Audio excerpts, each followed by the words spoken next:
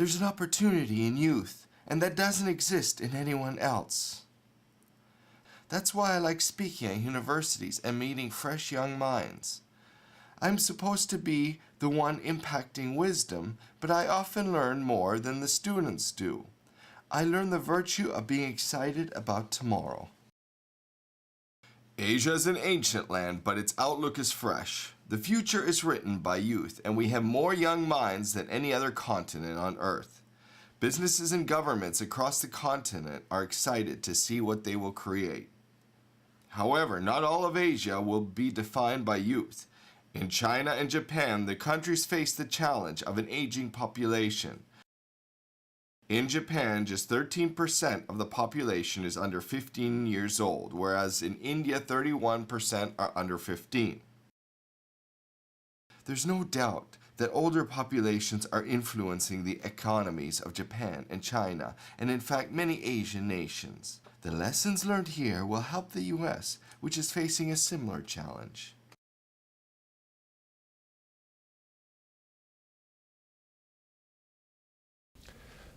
Korea, like most developing economies, has the problem of low birth rates. Actually, right now, Korean population is shrinking because we have a negative birth rate. In the recent 2-3 years, the government has focused a lot of efforts in reversing that trend, and hasn't had much success yet. Our birth rate is 1.2. You need to have a 1.6 to replace the former generation so that population doesn't get shrunk, right? But we have only 1.2, which is the lowest birth rate in the OECD countries. We are fastly aging society. So this is a really, really important problem because South Korea has to balance between so-called national security and social security. And we used, the Ministry of Defense used to be the largest ministry that holds the largest budget for the government as a whole. Not anymore. Now it's a Ministry of Social Welfare. And younger generation, people in 20s, they are much more concerned with their job security, as people in the United States too. They are much more concerned with their life after their marriage, because it's very expensive to raise a kid here. Then people talk about what are we going to do with North Korea as a nuclear weapon? As long as they don't see it as a direct threat, as long as it's contained, then people will be much more concerned with social security. Look at the last election in South Korea, presidential election. Much of the campaign debate was focused on social welfare. This president, our first female president, Madam Park, was not voted in on the platform of the national security, was voted in on the mandate of social security. Our birth rate is 1.32, which is far lower than reproduction rate 2.0, and we have to have more population. This is a #1 agenda for Japanese government and Japanese people. So we have been encouraging young couples to have more children, and we have to prepare the ground that they can do so. For example, nurseries in office and other things will be prepared more. And meanwhile, we have to increase consumption tax and other tax in order to sustain social security system, because with decreasing population, we cannot sustain social security system as such as we have. So we are confronted with that problem now, and we are the Japanese government is now successfully increased consumption tax from 5 to 8, and it'll become 10.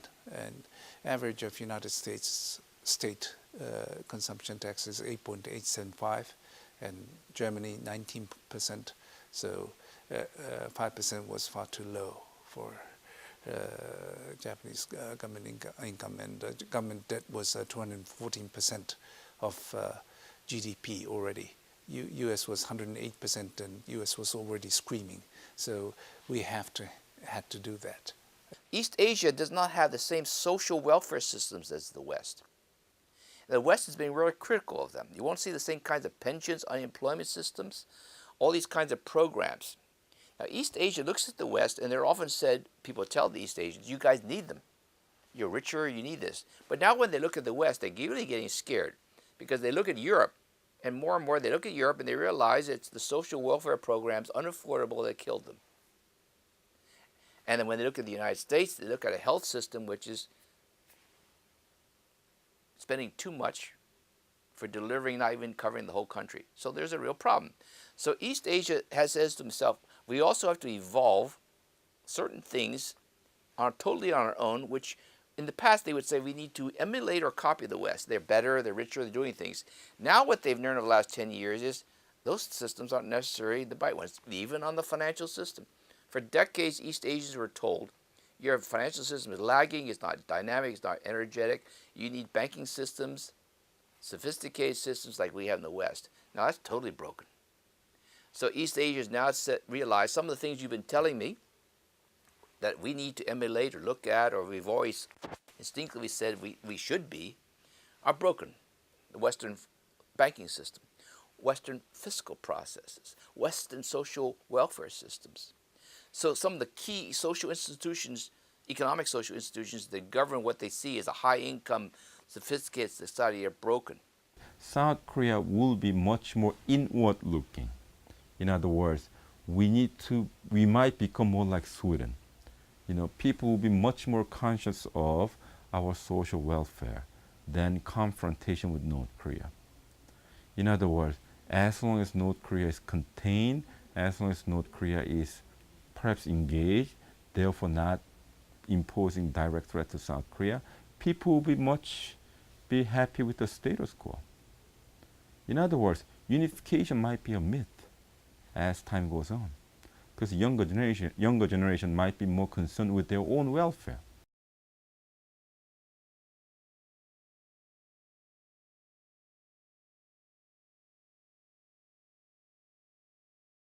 We work, for example, with our Agency for International Development across ASEAN nations, addressing issues that go beyond borders.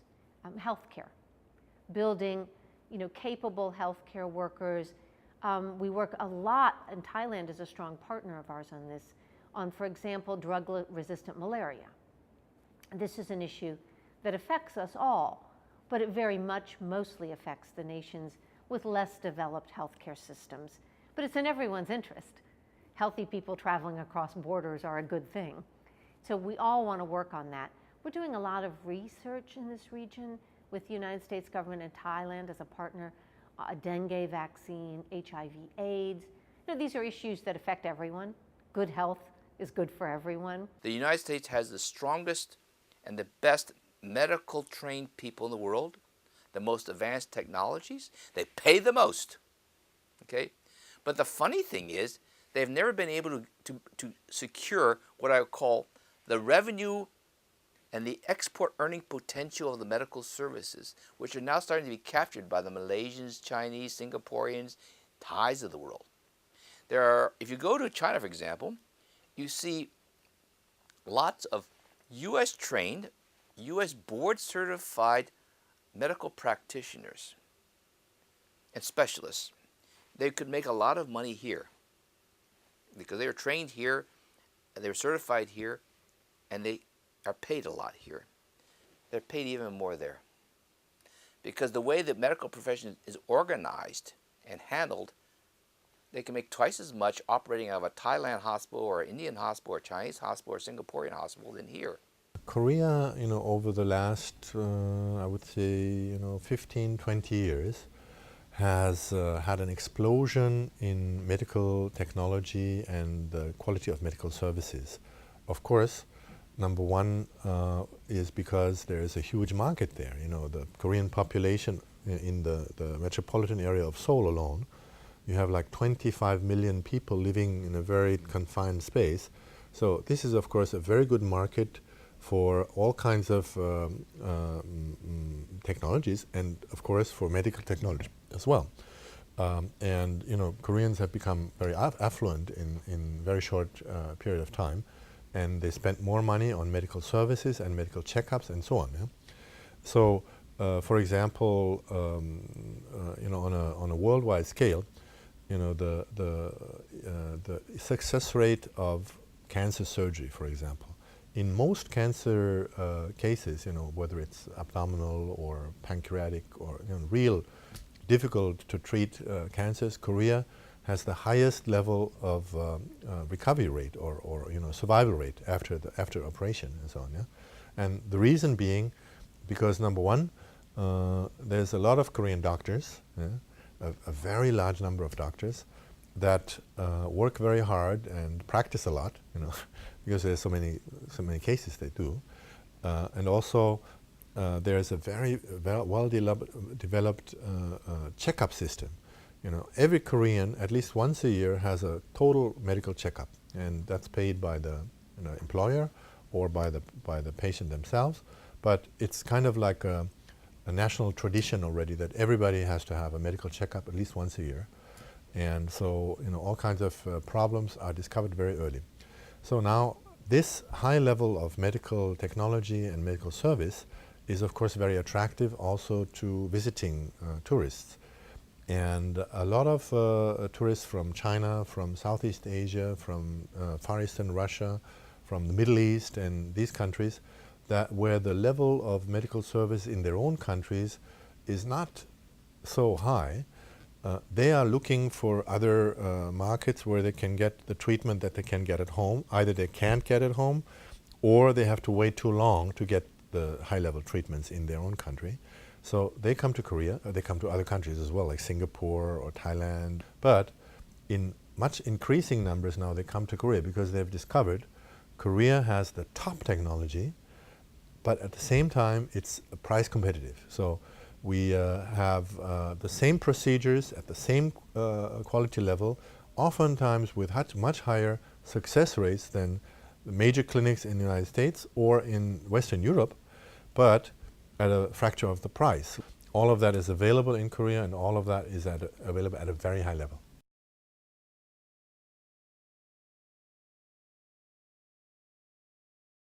I would say that the main differences between Asia and more developed markets like the EU and the United States is that here you have a very, very young workforce, excited.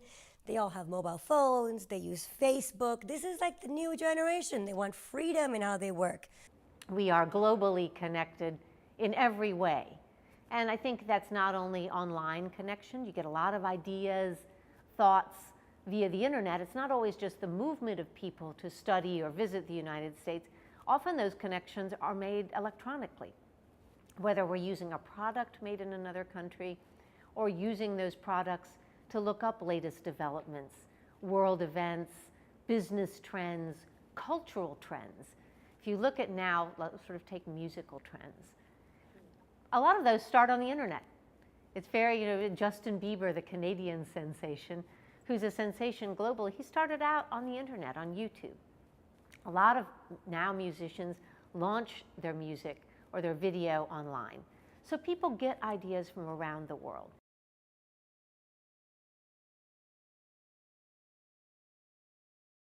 Medium often carries the message. You remember that expression. It's the very fact that you have a large number of Chinese that are engaged with primarily other Chinese-speaking Chinese is going to create a different kind of conversation than if the Chinese were all on Facebook and engaging more with international brands and be more consumer-oriented and the rest, right? So think about that. We used to have one World Wide Web, and everyone participated sort of in that web, everyone rich. Other people didn't have it yet. Now it's becoming much larger. A lot of the people that are getting it feel more disenfranchised. They want change. They're more revisionist. They're not as pro-status quo. In the Middle East, that's proved to be somewhat destabilizing, probably will become more so over time. In China so far, that has been something that, yes, has criticized a lot of folks within China, but also has strengthened the notion of the Chinese people, because it's not Facebook and Twitter and Google, it's Weibo and Renren and Baidu. And these are not names that are familiar to the average American or Canadian. They're all the Chinese people are experiencing when they're on the internet. It's a very different experience. So I think, you know, it's important to understand that the globalization that we have felt and experienced that have brought people together has actually not brought countries together in the same way or nations together in the same way. And that's fragmentary and it's divisive. Some believe the future will be filled with overcrowded cities, poverty, and pollution, but they're wrong. The reality is that all across Asia, people are living and working in dynamic cities and strong communities and care about the environment. They understand the opportunities and the threats they face. Yes, there are many challenges ahead, but the people of Asia are ready. This population, large, engaging, and enthusiastic, is a tremendous asset. This is Asia's time. This is Asia Rising.